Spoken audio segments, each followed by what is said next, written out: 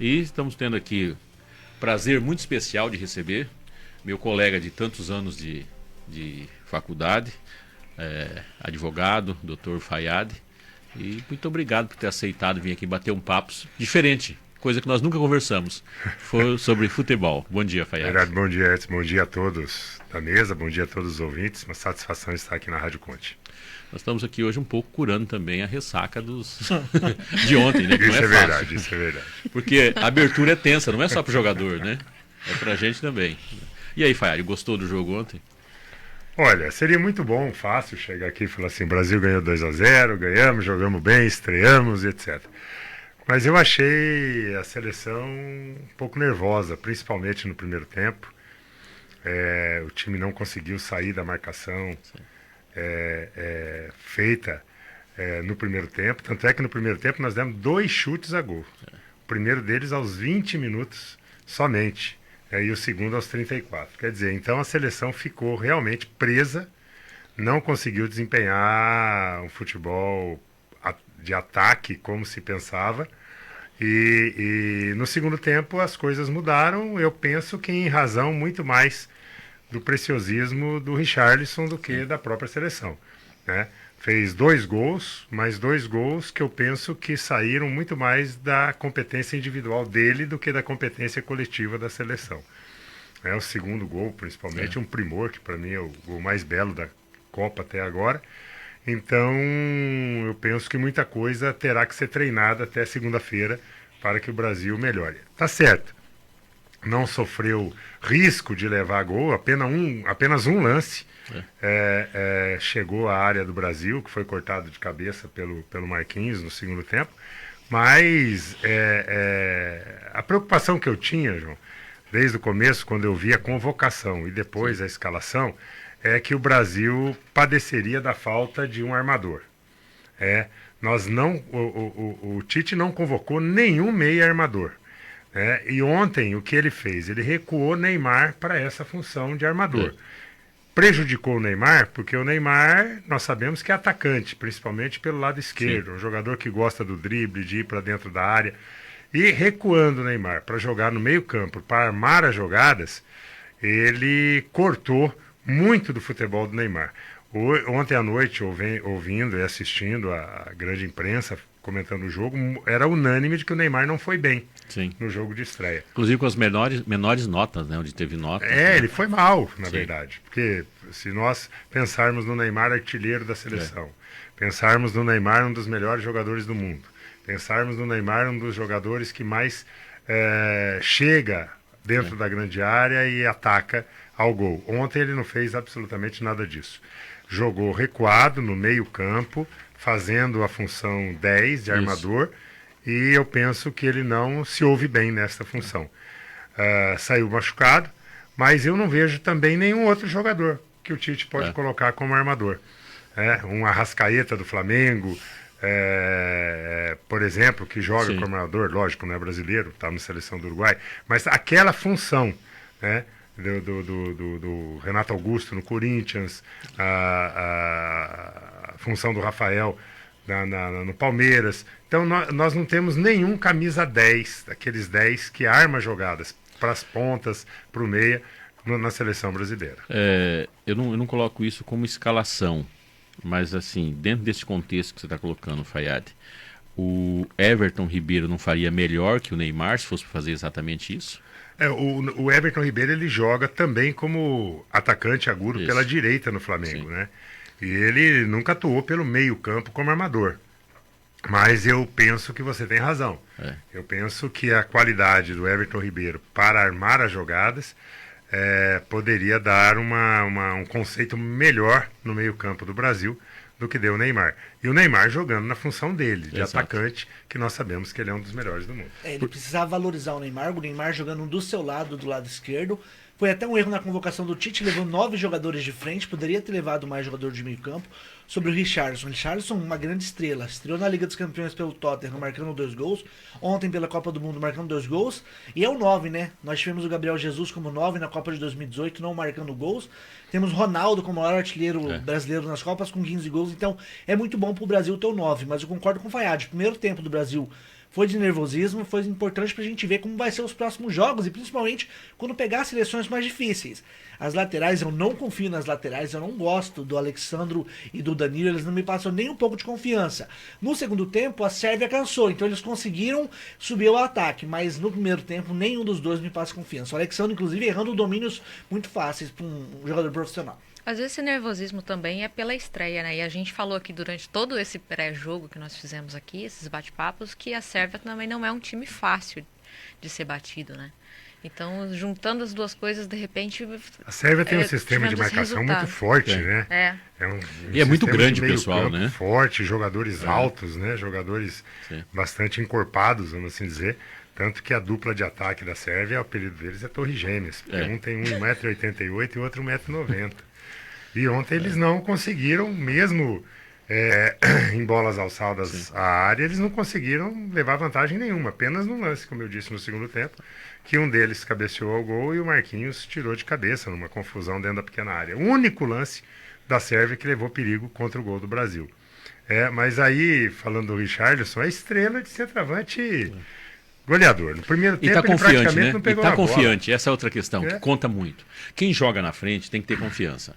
E a gente vê a diferença. Por exemplo, o Rafinha, que eu gosto muito do Rafinha. Acho um jogador fantástico, né? Também gosto. Ontem, ele amarelou em 2 bolas. Para quem não conhece o termo amarelar, ou sabe o significar, significa aquilo. É quando a bola está na sua frente e a perna não faz o movimento devido.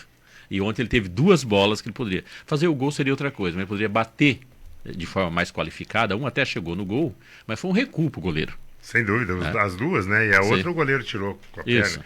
Mas foram 2 gols perdidos, que o Rafinha normalmente não perde.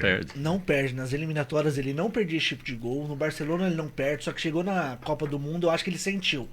E aqueles tipos de gol fazem falta em jogos grandes, então não pode perder esse tipo de oportunidade. Acho muito justo ele ser o titular, é muito merecedor, porque quando ele chegou, vestiu a camisa da seleção brasileira, pegou a vaga ali. Acho que o ataque tem que ter ele, tem que ter o Neymar. Agora, falta realmente essa questão do armador, né? Ver como vai ser pro próximo jogo, porque provavelmente o Neymar não vai jogar, sofreu um entorse no tornozelo, deve ser poupado, até porque hoje ele vai fazer exames mais apurados, deve sair. Eu estava vindo pra cá pensando, quem será que o Tite vai colocar? Acredito que pra dar uma cadência no meio campo, ele possa entrar com o Bruno Guimarães ali, pra dar mais... O Bruno é um volante moderno, né? Moderníssimo. Extremamente. Bruno Guimarães no meu modo de ver, é um dos melhores volantes do mundo.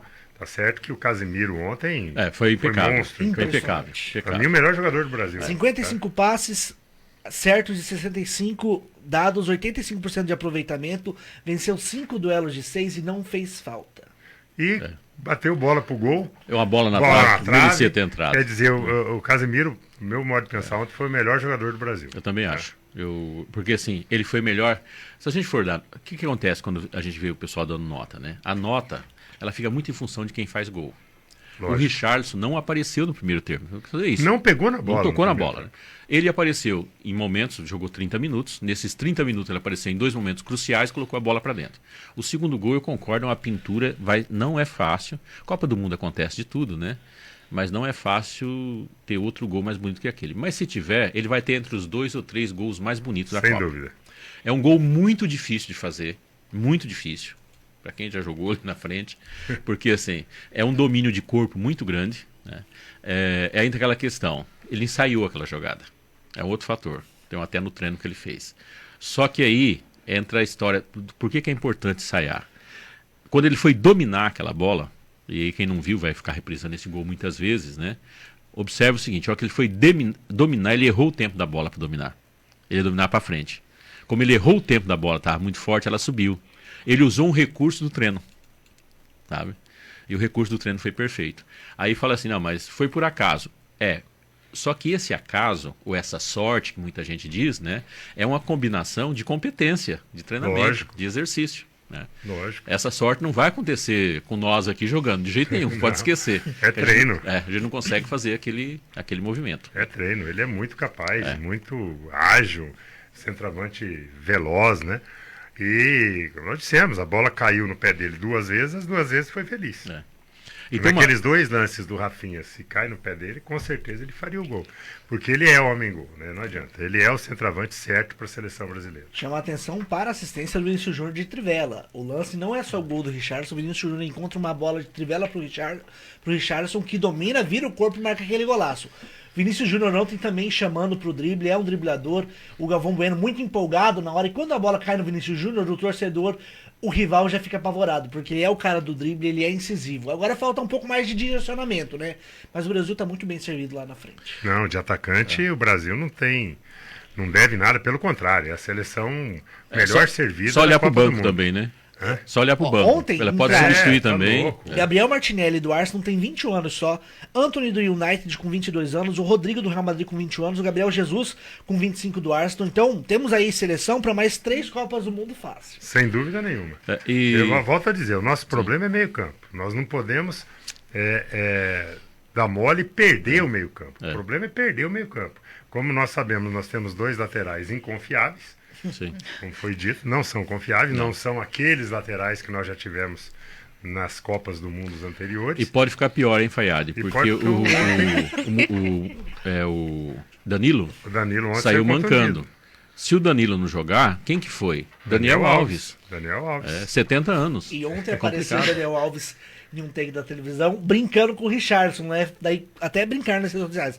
Ele foi fazer o papel de motivador dele. E tinha do lado o Pix de 400 mil que o São Paulo depositou. Aí pode brincar, né? E futebol tem uma coisa muito interessante, que é o seguinte. Aí eu vou falar de atacante. O atacante, ele não pode ter medo, ele não pode estar tenso. Porque quando o atacante está confiante, o goleiro leva uma desvantagem enorme.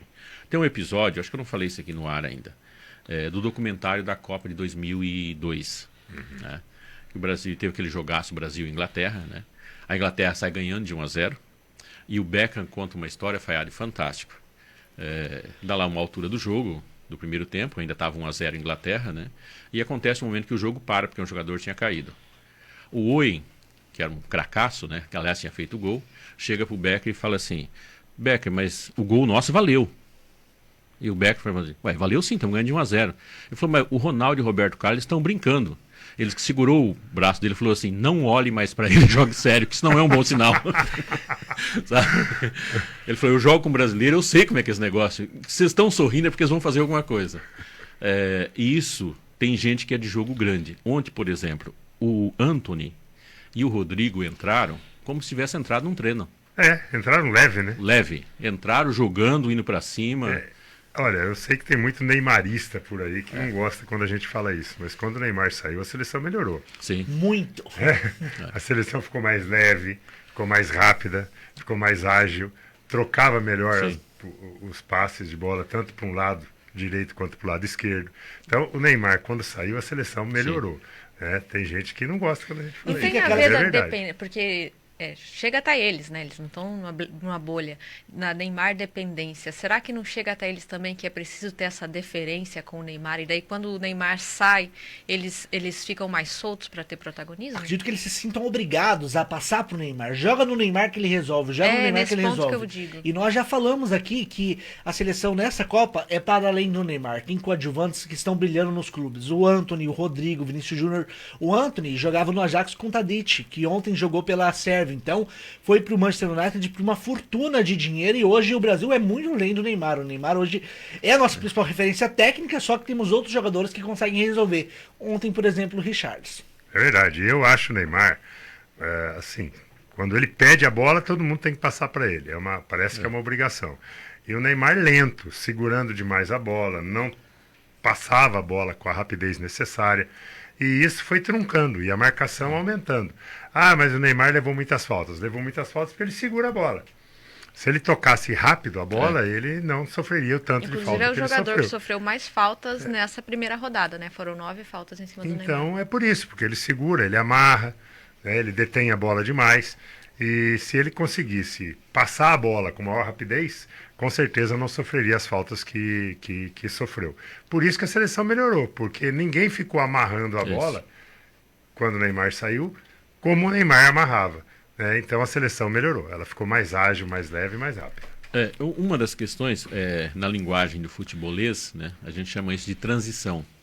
E a seleção brasileira, no primeiro tempo, ela teve essa dificuldade de transição, porque ela retomava a bola do meio de campo para trás, ela impunha uma velocidade, só que o Neymar recebia a bola de costa para o campo de ataque, né?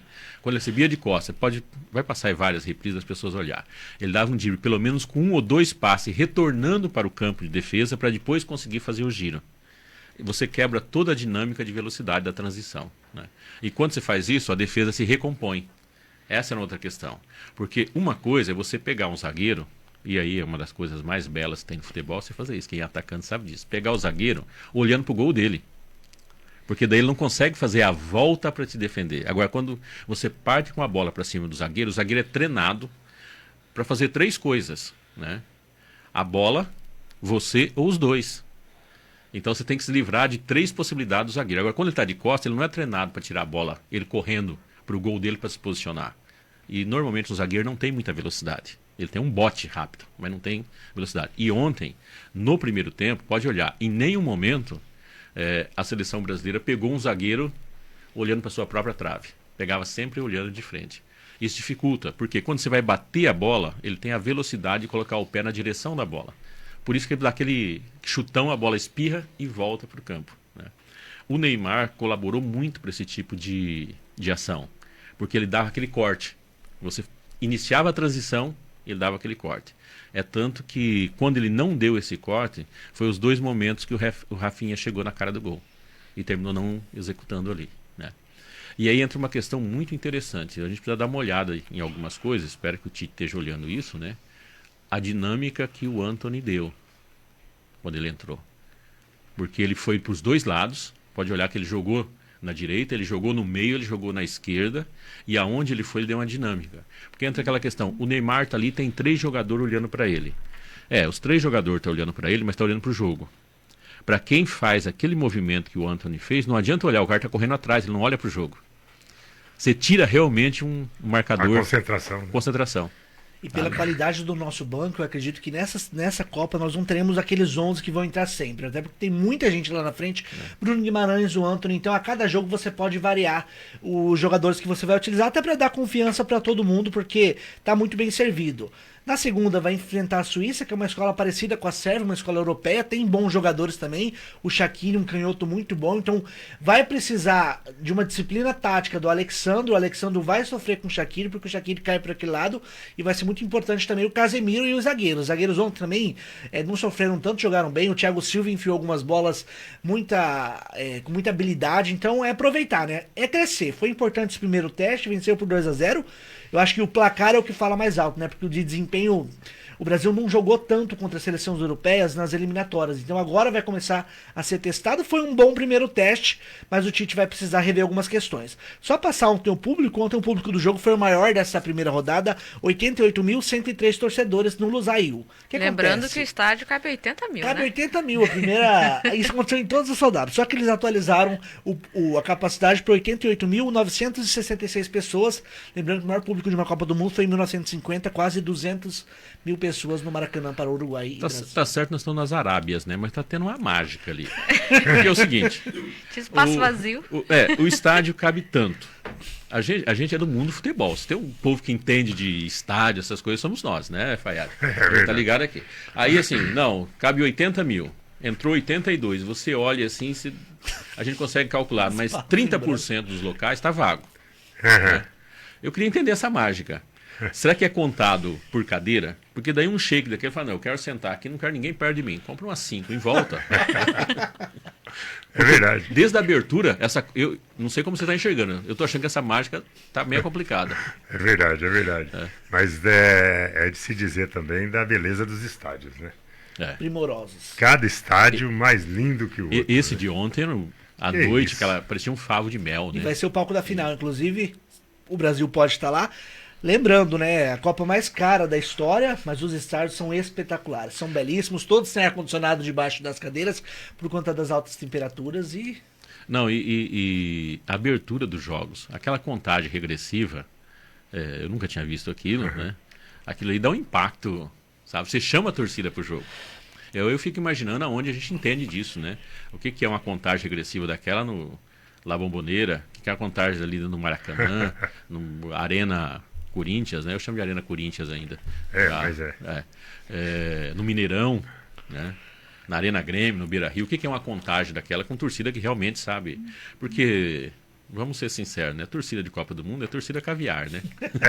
É verdade, é uma torcida sem muita paixão, né? É. É uma torcida que, tanto que é uma torcida que analisa mais o jogo do que quando é o seu time que está em campo, porque aí a paixão encobre certos fatos racionais. Agora, olhando a seleção brasileira... Pedro seria uma opção para a posição que o Neymar jogou ontem? Pergunta da Josiliane Fornaza. Para vocês. Não, dele não. O Pedro joga o Pedro joga na posição do Richarlison, né? Então, aí, por exemplo, o Pedro seria uma boa opção para jogada aérea ontem contra a Sérvia, só que eles são muito fortes na jogada aérea. O Pedro não joga no meio-campo, mas seria uma opção se o Tite modificasse, né? Colocasse o Pedro com. Só que não tem como sacar o Richarlison daquele time. Não dá. O Pedro assistiu ontem o Richarlison fazer aquela apresentação de gala nos 2 gols. Então eu acho difícil o Pedro entrar ele vai ser no lugar reserva do do Richarlison. Só se o Richarlison machucar ou cansar, que ele vai conseguir Olha, jogar eu ali como vou falar aqui uma loucura, mas eu acho que o Pedro, ao meu ver, ele é uma opção para jogar se a gente pegar time sul-americano, times baixos. Sim. Contra europeus, não. Contra europeu tem que tirar o cara, tá? E o Pedro não é esse cara que consegue fazer isso. Pode acontecer nas oitavas de final. Se o Uruguai ficar em segundo no grupo H, o Brasil cruza com o Uruguai. Isso. Então aí poderia ser uma opção, até porque é uma defesa uruguaia muito baixa e muito envelhecida. O Godinho né? é zagueiro titular. Capitão do Uruguai. Impressionante, né? E lento, né? O Godinho é lento. O Godinho era a reserva do Atlético Mineiro. Né? E o titular da seleção uruguaia. Apesar de que um cabeceiro. E mostrou que não sabe nem bater pênalti. Martim Cáceres também. Isso aí tá na seleção há muitos anos. O Muslera tá lá, mas não é o titular, mas. Então o Pedro ali, ele faria chover. É diferente. Agora você pega uma zaga como aquela de ontem, aqueles caras daquele tamanho, eu não sei se o Pedro conseguia se mexer no meio dela. Talvez, né? Tem que experimentar muitas porque vezes. O Pedro é muito mais de trombada, né? Exato. De trombada, de altura e tal. E o Richarlison é mais ágil, é mais rápido. Então eu acho que o Richarlison ontem foi a opção correta, e foi, como vai ser também contra a Suíça. Contra a Suíça também vamos precisar, eu penso, que um centroavante igual o Richarlison. Vocês acham que a Suíça vai aumentar a marcação em cima dele depois daquela partida primorosa de ontem? Não tenho dúvida. Passou a ser o jogador a ser marcado. Então sobretudo eu não tenho dúvida que a zaga, principalmente se o Neymar não jogar, né? Aí toda a atenção da zaga vai ser o Richarlison. A Suíça tem 2 jogadores, a gente destacou 3 da Sérvia, 2 jogadores da Suíça para ficar esperto. É o Xhaka e o Shaqiri. São os 2 melhores jogadores tecnicamente da Sérvia. De resto, é uma seleção que joga certinho, só que o Brasil é uma seleção melhor. Da Suíça, né? Da Suíça. Da Suíça. Isso, É bom destacar, contra Camarões, por exemplo, o Brasil pode utilizar jogadores mais rápido na frente. Então ele pode modificar, igual a gente falou com esse banco, e colocar só jogadores velozes, porque Camarões é uma seleção forte e vai exigir muito do Brasil. E só destacar, né? O Tite entrou com uma formação mais ofensiva. Então destacar também a recomposição do Vinícius Júnior e do Rafinha, que voltaram para ajudar na marcação. Muito legal, me surpreendeu. O Tite saiu daquela formação com 2 volantes que ele costuma usar, e ontem só jogou com Casemiro, né? Como volante de formação. E eu achei também ontem muito fraca a atuação do Paquetá. Fraca mesmo. Sumido. Fraca. No segundo tempo até ele deu uma melhoradinha, mas no primeiro tempo ele foi inexistente. Tanto que nós falamos aqui de vários jogadores, ninguém citou o nome do Paquetá. Então o Paquetá ontem fez uma partida muito abaixo daquilo que ele sabe. E ele sabe jogou jogar. como segundo volante. Aí entra outra coisa, eu ia falar justamente isso, Gênison. Me parece que ele estava um pouco deslocado do espaço que ele joga.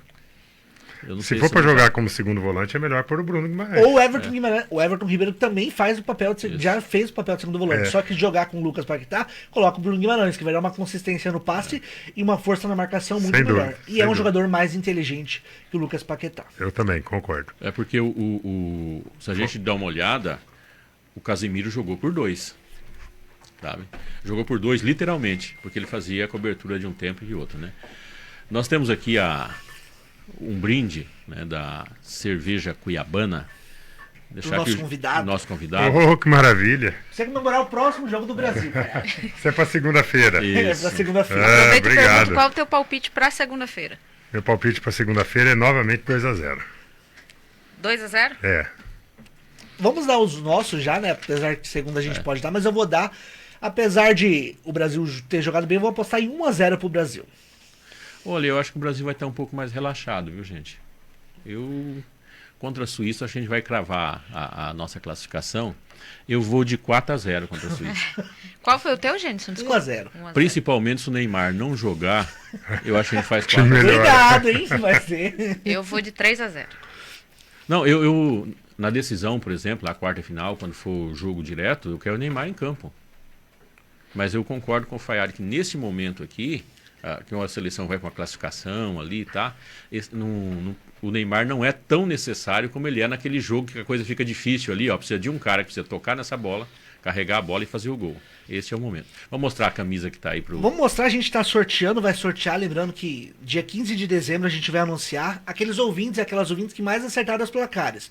Eu já peguei a relação, muita gente acertou, Brasil 2-0, lembrando o palpite, o próximo palpite é para Brasil e Suíça ao meio-dia de segunda-feira, então mandem hashtag Conte na Copa no WhatsApp 65981441037 para concorrer a essas belíssimas camisetas da Seleção Brasileira. Maravilha. Fayad, prazer em revê-lo, muito obrigado pelo Prazer foi meu, João Edson. Prazer em estar contigo, prazer em estar com vocês nesta manhã de sexta-feira, pós-jogo do Brasil. Todo mundo relaxado porque o Brasil ganhou e não sofreu riscos. Essa que é a vantagem. Se o Brasil vencer mais 6 jogos, tá bom. Não perdendo Só nenhum. mais Ajax. Só mais 6. Gênison, esse final de semana você só vai assistir jogo? Vou passar sábado e domingo assistindo 4 jogos por dia. Maravilha, até segunda-feira. Até, João. Juliana, Até segunda. até segunda.